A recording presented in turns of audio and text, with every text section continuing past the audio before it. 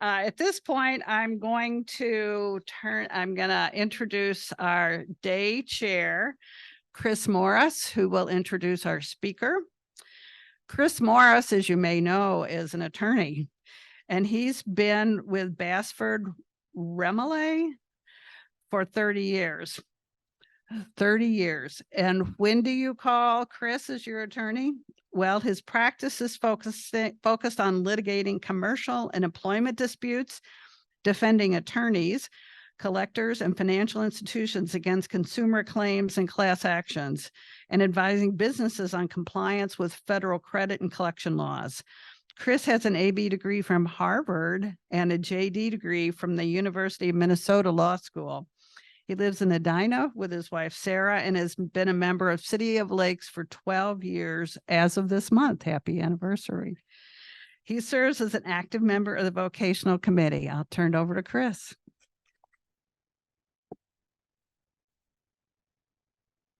Thank you, Jean. Let me give you just a few words of background on our speaker this morning. He is a leading Twin Cities-based economist, business expert, cultural entrepreneur, and a longtime member of the Concordia University St. Paul faculty, with a specific focus on minority businesses and the growing impact minority communities have on the broader economy. He brings unique perspective and insight relating to the Minnesota business landscape. His work has garnered deep media coverage across local, ethnic, national, and international media. He's published numerous academic articles, and he's written extensively for the St. Paul Pioneer Press and the Minnesota Business Magazine. A member of the Concordia St. Paul faculty since 1987, he has developed the core economics curriculum at Concordia. He served as Director of Planning and Economic Development for the City of St. Paul and continues to be a driving force for economic inclusion in the capital city and beyond. He received his PhD from the University of Notre Dame and his MA in economics from Northeastern Hill University in Shillong, Meghalaya, India. Did I get that right? So with that, please give a warm City of Lakes Rotary welcome to our speaker, Bruce Corrie, PhD.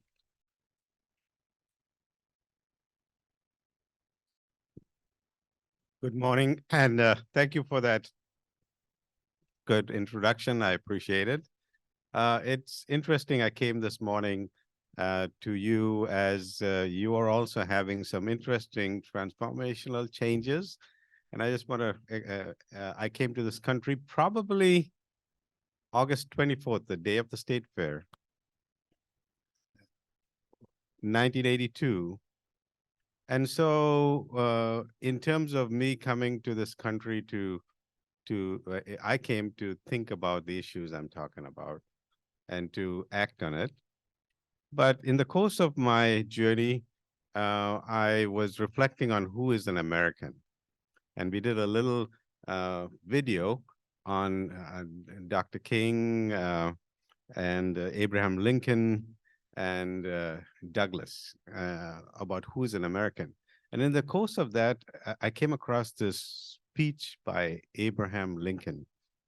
And it struck me very deeply because he said that the bond that ties us stronger than blood to the founding fathers is the moral sentiment in the Declaration of Independence. We hold these truths to be self-evident that all men are created equal. And that's what ties us together. That's the sentiment I saw in the truth that you put up. That's the sentiment that I document in my research of the Somalis, for example, where people look at them and they're dressed differently and they speak differently and have a different religion. But when I asked them the questions of the moral sentiment, they had one of the highest affirmation of what they believe in. So sometimes we talk about the same thing in different ways. And I hear you say, we're going to talk about it, but in a different way. And I appreciate that. I also appreciate the different things that you did today to build community. You had music, you had inspiration, you had connections. And that's what I tried to do in the state fair, because for over 30 years plus, I've been sharing with Minnesota this concept of looking at, I call the Alana communities, African, Latino, Asian, Native American communities as assets, and documented today $1.4 trillion economy, almost bigger than the economy of Mexico. And that a lot of that 1.4 trillion is the human capital, value of human life, the potential of human beings, their credentials that they're offering and churning. And then I put that into another economic model to generate the billions in output that these communities are providing. And so a snapshot of that into the state fair, I'll show you, and then we'll talk about it.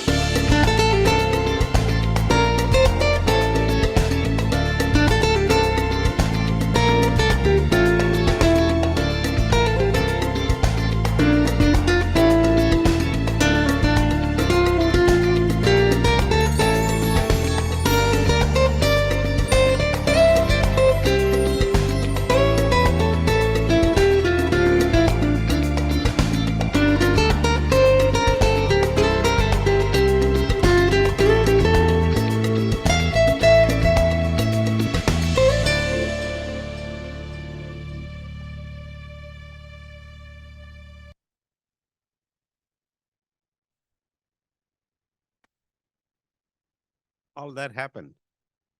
And it happened with the vision.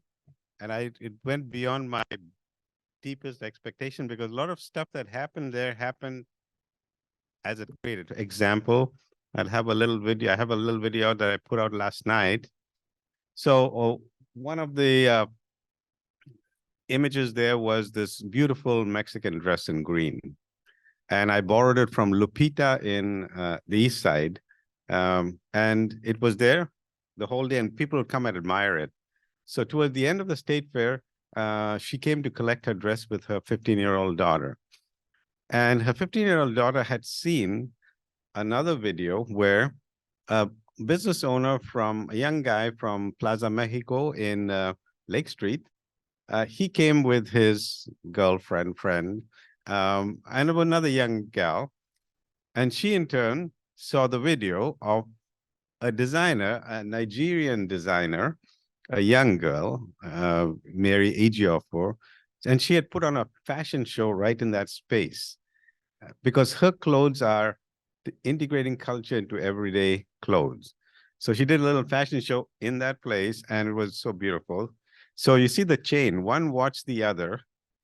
And so when the first girl, like Liliana, was watching it with Aztec hats and shirts, I said, do you want to model it? And boom, she said yes. And so she went in and she told me she was doing it for the first time. When you see the way she did it so beautifully. I know she's going to be a hit. And so when she was done modeling, I gave her some money and she said, no, it's free. It's free. I said, no, your first gig in the state fair, paid, right? And so now this girl, Yaritz, had seen Liliana. And so she came and she was talking to her mom, and we were just talking, and they were taking a dress. And I asked her, do you want to model? And she said, yes. So then Yaritz wore on her mother's green dress that everybody loved. And she did it. So that's the story of the state fair and the cultural destination booths. Like you were doing today, we're offering Minnesota practical tools on how to engage with each other as human beings at the level of humanity, at the level of the heart, by eating food, listening to music, engaging in boxing, looking at that beautiful piece of art that Jimmy Longoria did. He did it from day 1 and completed day 12, and that would draw people into the booth because they were fascinated with his art. And then from there, we would draw them into these cultural businesses. And for every one of those 50 plus cultural business that was featured in these videos that would play every day, I would have a introduction to them, what they were. So the philosophy behind the videos, for example, very often for me, I didn't know too much about Somali food. I didn't know how to enjoy it. So through a relationship, I was in Carmel Mall and I met Lativa, who owned Lativa restaurant. And so I said, do you mind me taping you about Somali food and you telling people about Somali bread? And so then I learned about Somali bread. So now when you go to those videos, 50 plus on my website, you will find Nigerian food. What is fufu? Who's this lady who says she makes the best fufu in Minnesota? Who are you can see the Filipino food where the person says, love is my secret ingredient. Or you can go into a mall, a cultural mall, into Carmel or into another place and see before you go there. So now all of them have agreed to give a good experience to people. And that's why I offered them free on the state fair and also invited them to come in person. So now you'll see them on the screen as well as in person. And for every one of them, they want to be in the state fair, but can't get in for whatever reason. So I brought in 60 plus people who can plant their flag in the ground and say, I was at the state fair, I was featured. It helped them also promote their own businesses. But underlying this is a message which was on a banner that was by my side, is stay open. And that is the tool for what you can engage effectively. Open, standing O for open, P for patient. We have to be patient with each other when we engage. Then we have to engage, interact, not just move on. And then we have to nurture that. So if we keep that going, that philosophy of staying open, we can, I think, achieve what you're trying to achieve in the switch from the Pledge of Allegiance to the sentiment and the spirit of what this country is all about. Country is all about bringing in and benefiting from culture and change and vitality. Because again, I'm showing Minnesota to all those different people out there, how they are transforming their neighborhoods, how they are transforming them with their businesses. When I asked Lativa, so what's your plan? you have to look at that video to see her face and her response. Oh, I'm going to buy many businesses. That is the spirit of entrepreneurship that we have among many cultures and many people in Minnesota. So the state fair is actually was a living thing. And as I said, as it occurred, there were different people who came in, who activated their space. I heard that this boxer, he just beat out the grandson of Muhammad Ali. So I said, come on, we'll celebrate you in our booth. And he came with his team, and that drew the largest crowd. Because what they did was they invited people around them to put their boxing gloves and try. And so these kids were practicing. And you saw that guy punching him. That guy is hard as rock. I saw a father and a son try to pummel him they were so tired after beating him so much, they couldn't. So, but his story to the people was, with hard work and you can get there. You can be that tough person. So there was a lot of ways and beautiful ways in which the space was activated. And that's what I'm going to continue, that network of building this network of people and destinations where people can go and enjoy it. And even though after the state fair is done, you'll have that presence before. So I'll leave it open for, we have some few minutes for question and answers that you might have.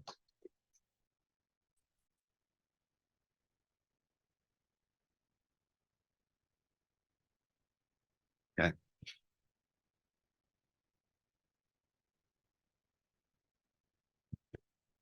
Yeah, I'm just wondering what prompted you in India when you were living there to come to the United States to start this initiative?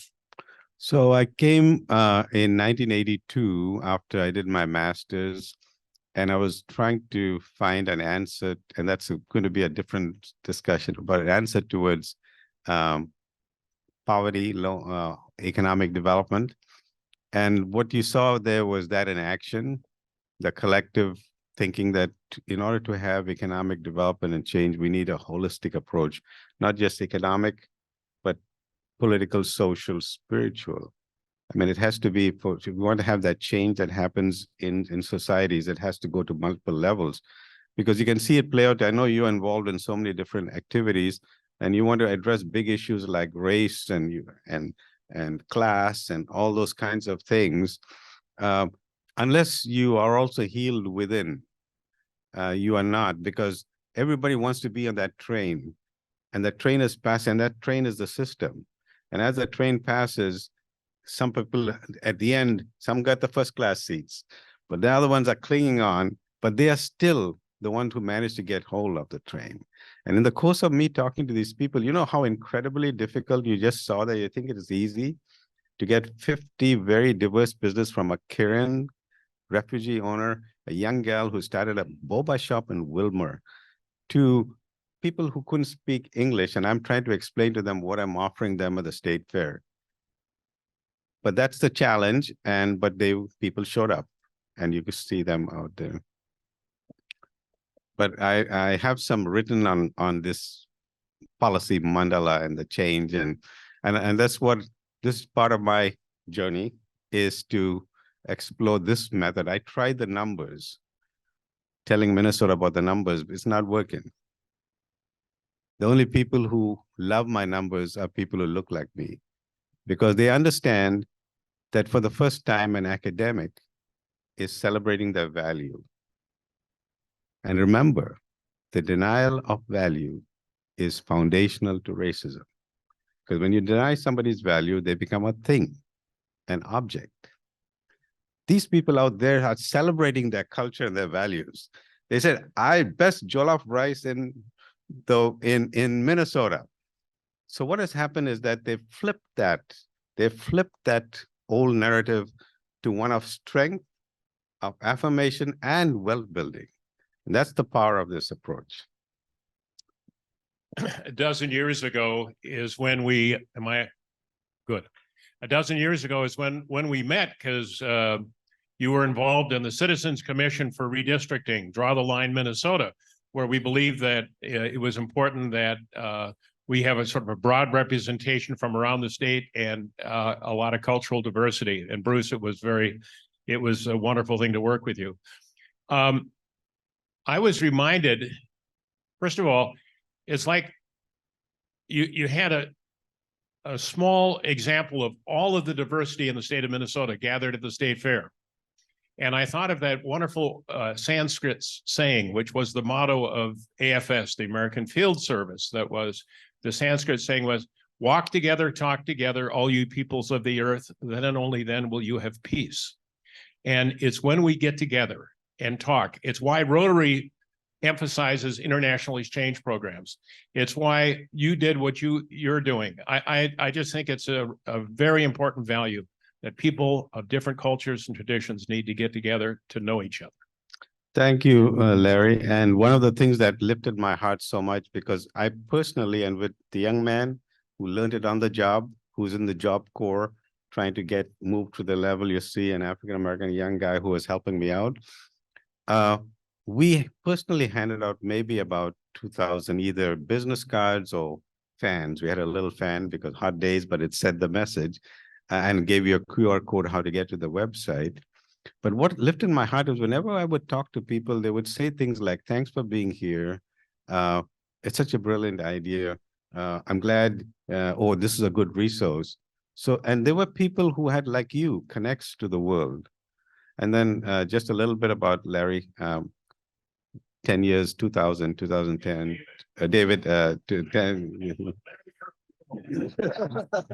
There is a Larry Walker too, I think, and that's why yeah. So, but David, 2010 to 11, 2000, when we all were involved in the redistricting process, and the last one to him, and that resulted in us making a petition with Anastasia Belladonna to the Supreme Court in the last redistricting. So we really upped our game. We actually was that Rosa Parks moment where we at the table for redistricting. But that was the effort that drew from the energies of the past. Bruce, thank you very much for coming again. Thank you. And another example of jumping into action on very short notice and middle of the fair when I contacted you. Thank you very much for making it possible to come here this morning. Since David raised the question of things like legislation, I know you've been very active over those last years, supporting and bringing people together to push for certain types of reforms and funding propositions in the state legislature. Could you just comment? I know we have a few minutes left. If you could just comment briefly on what you think about this last session and what was accomplished in the areas that are important to you. Thank you. Thank you, Rob. I'm here because of you. After 12 days, I slept a lot yesterday, and last night I put this together. This is the first draft of what I'll build up into reporting, but thank you for your work with that. Every week we meet on this global finance network, and I enjoy hearing people from all over the world. But at this last session, I presented my numbers, and some of the legislative leaders asked me to present $1.4 trillion, 17 billion surplus, take $1 billion, put it into a long-term trust fund, let it go over 10 years or 5 years in wealth building activities. It fell on deaf ears, partly because people were not there, partly because of politics, partly the way the legislature runs. So what emerged right now was this outflowing of money in different places. But there's some critical changes that also happened because as we pushed for the numbers, something else gave. So in the state arts board, all the money that was going to the legacy fund, we asked them to put more money because that money was not reaching the kind of people that could make a lot of benefit. In fact, I asked a lot of legislators, can you take a fund and support these businesses so that they can put art in their business, so they can tell the story, the cultural experience, but they didn't get it. So I did it now in the state fair where they can see the power of it. And hopefully the next time around, they'll do it. But the change in the arts board was the language that said the state arts board should now prioritize people who are underrepresented. I think that was major. In business development, not my work, but came out of the session was contracts. Under 100,000, you don't have to have a bid. You can be proactive. That is a very major change. But also all these other changes that happened around the hair, the Crown Act, the voting rights, all of those things are very important. So when I stepped back, I said, yes, I wanted that. But when I look at this, a lot of good things have happened. But the challenge now is how does it reach the common person?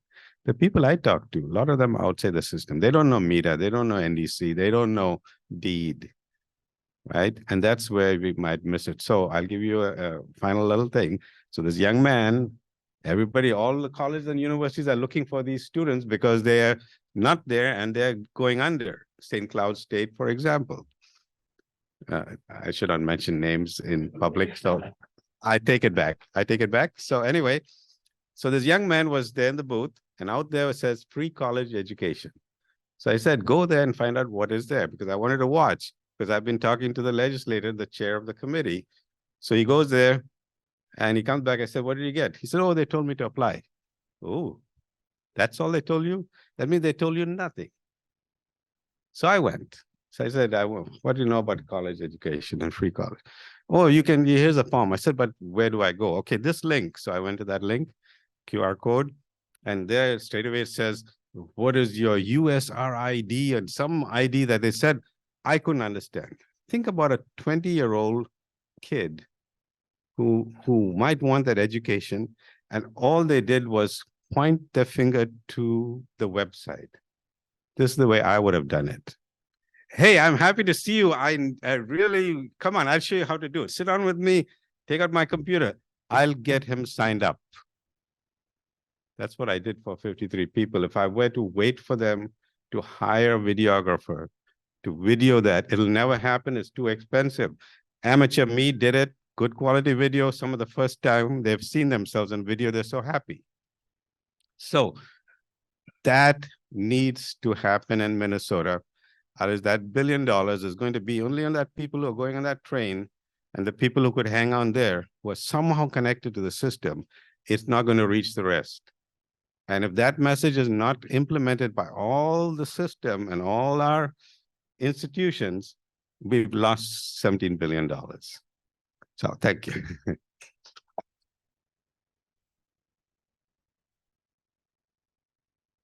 I had,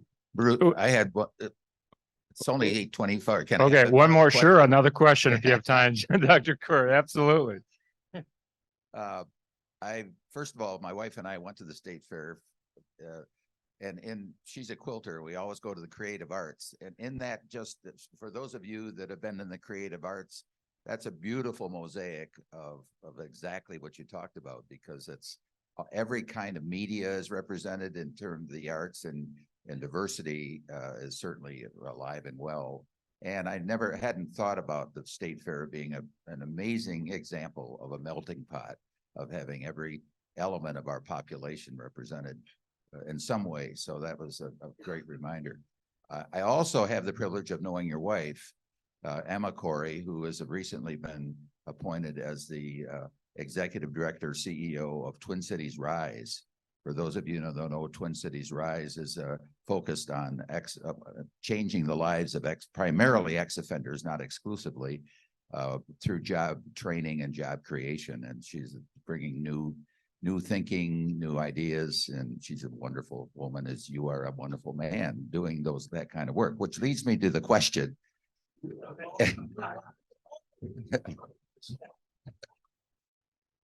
Talk about your conventional professorship. What are the things that you're doing at Concordia? What are the core themes that you're trying to teach as part of your professorial role in life? But thank you for that question. We were around the corner from the Creative Arts building, so we were trying to attract people who would go there with all these little things. But thank you for Twin Cities Rise. And I guess if anybody wants to say thank you to me among the groups that I work with, I'll say support Twin Cities Rise. They're doing a great job connecting people to jobs, and they could need the support. The chair of the board did his podcast from the booth. But as a professor, I try to give people all the alternative economic theories. And very often people want to know and I would not tell them. I would say there's a good answer. And the good answer is you've looked at all the theories, you developed your own. So I try to operate that. Over the years, I've worked with internationally too, as people who wanted to accredit and get business degrees. And currently I teach in the global and the MBA program. And again, always encourage people to think and develop the way of thinking. and so, and offer this alternative perspective, but thanks for asking.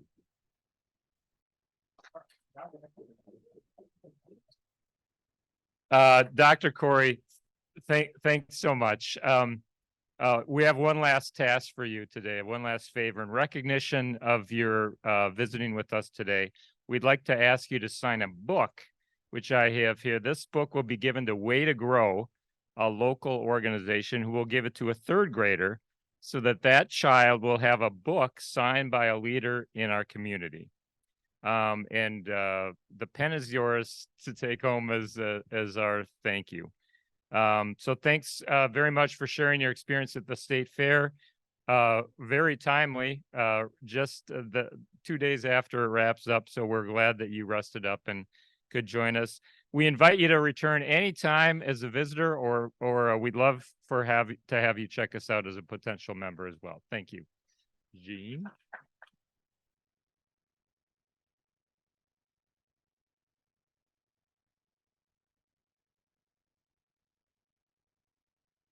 So I thank you so much for your wonderful speech today, Dr. Corrie. That was wonderful on very short notice. Thank you. I want to also thank all the people that made this possible today. So many people involved in the meeting. Joyce is our greeter. Tom giving our reflection. Chris Morris is such a wonderful day chair. Our setup guy and takedown guy, Greg and Brock, our tech Zoom Meister, and Anna for the courage to take on running the computer all by herself today with some backup here. And Lisa Moncrief for subbing as our administrator today. So with that, I'll invite you to go out and have a fantastic Rotary week.